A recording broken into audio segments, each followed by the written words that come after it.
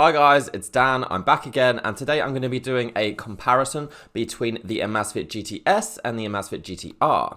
Now these are two quite similar smartwatches released roughly the same time earlier this year. Now they are both available in Western markets, which is why I am now having a look at them. I've actually owned the GTR for quite a while now, I think about 3 or 4 months. I did a review on it before, you can check that out, and I just did a review on the Amazfit GTS. I really like both of them. They have some good features, very good value for money if you are not looking for a full smartwatch experience like you get with Apple Watches and Samsung smartwatches. But for what they do, I think they both work really well. Now, there's been some confusion between these two watches. Which one should you get? What's the difference between them? Whether one is much better than the other? And I'm going to answer all those questions right now in this video. So let's get going.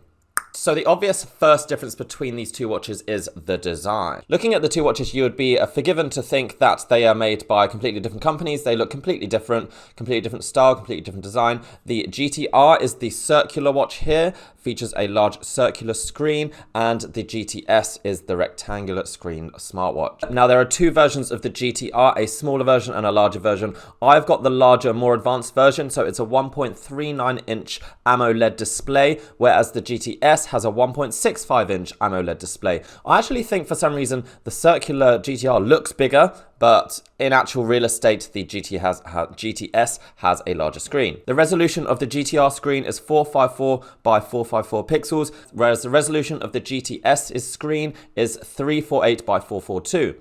Now, just looking at the screens themselves, I would say that the GTR does have a slightly sharper display, and that is obviously because it has a smaller screen with more pixels, so they are closely condensed together and therefore look a bit sharper. But the difference isn't huge, guys. I don't think the difference is going to be super noticeable. They are both pretty sharp, pretty colorful screens, and the AMOLED displays displaying color really brightly, really vividly. In terms of other aspects of the design of these watches, the GTR is thicker, it's got a thicker body, however it's a more premium design. It features more premium materials, uses carbon fiber, uses steel, glass, whereas the thinner GTS has a plastic body, which isn't as premium, doesn't look as good, doesn't feel as good, but it is more comfortable to wear on a daily basis. The GTR features 2 manual controls at the side, which allow you to turn off and on the screen, activate the screen, and also select different menu items, whereas the GTS just has one little button at the side, which also allows you to activate the screen. Now, the GTS has been said to look very similar to an Apple Watch, which I agree with. It does, from a distance, look quite similar just because of that rectangular screen and the fact that it's, I guess, quite small and quite slim. It does look a bit like an Apple Watch, but if you look closely, it's nothing like it because the resolution and the clarity isn't nearly as good as an Apple Watch. But remember, it's literally like a third of the price, maybe even less. So you are getting a kind of stylish looking watch. I do like the look of this watch, but don't expect it to be a replacement for an Apple Watch. The GTR, in my opinion, is the better looking watch overall, just because it features a much more premium design in the body, and it comes with this nice fake leather strap, which is really nice. You don't usually get something this nice with just out of the box. The GTS comes with a basic plastic strap, which I hate the feel of it. It's not particularly nice feeling, doesn't feel very premium, doesn't feel very expensive. So this, while it is a more expensive watch, feels more expensive, looks more expensive. Now let's get down to the specifications and the tracking features of these watches. Their main claim to being a smartwatch is the fact that they can track fitness, can track your activity levels and do that kind of stuff. So what's the difference between them in terms of how they track your fitness?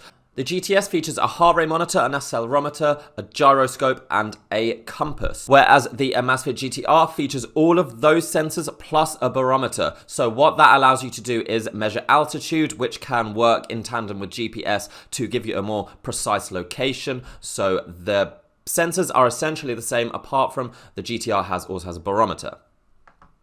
They both feature Wi-Fi, NFC, and GPS. However, in the West, the NFC is not going to work because it only kind of works with Chinese vendors. They're both waterproof to 50 meters, so you can swim with both of them, and you can take them in the shower, in a bath, and they're not going to break. They both allow for notifications, so if it's connected to your phone, either of these watches will display full notifications from WhatsApp, from Instagram, from Facebook, stuff like that. You won't be able to reply or dictate messages or make phone calls from either of these watches because neither of them have speakers or microphones. Both watches feature the second generation heart rate monitor from Amazfit, so it gives you a slightly more accurate reading compared to previous versions of the watches that they made. They essentially feature similar software capabilities as well. They both allow you to track your workouts, track specific workouts like running, cycling, treadmill, weightlifting. They both have options for specific workouts which allow you to activate the heart rate monitor, the GPS, the barometer, everything. All the sensors will work in tandem to measure your activity.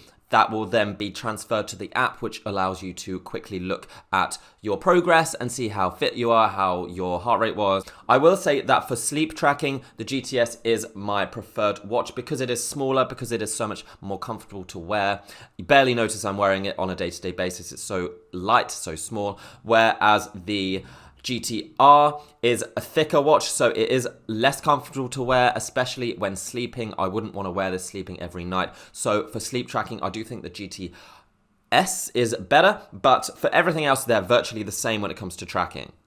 The only other software difference between these two watches is the fact that the GTS features a modular display. What that means is that the display features on its home screen several different areas. So for one area it will show you the weather, one area will show you your heart rate, the time, and something else. And you can activate each of these separately. You can touch each of these individual icons separately and it will take you to more information based on whatever you click. So if you touch on the weather, it will show you a weather forecast. If you touch on the home screen, the heart rate monitor, it will show you your heart rate over the past few hours. The GTR does not have that feature. It features more basic screens. The modular display on the GTS certainly makes it more user-friendly and I guess makes it look a bit more modern. It's almost Apple Watch-esque again because that's a slightly more advanced software feature. I think the final thing to think about is the battery life for both of these watches, because both of them actually have quite impressive battery lives, especially compared to most other smartwatches which really struggle to last for more than a few days.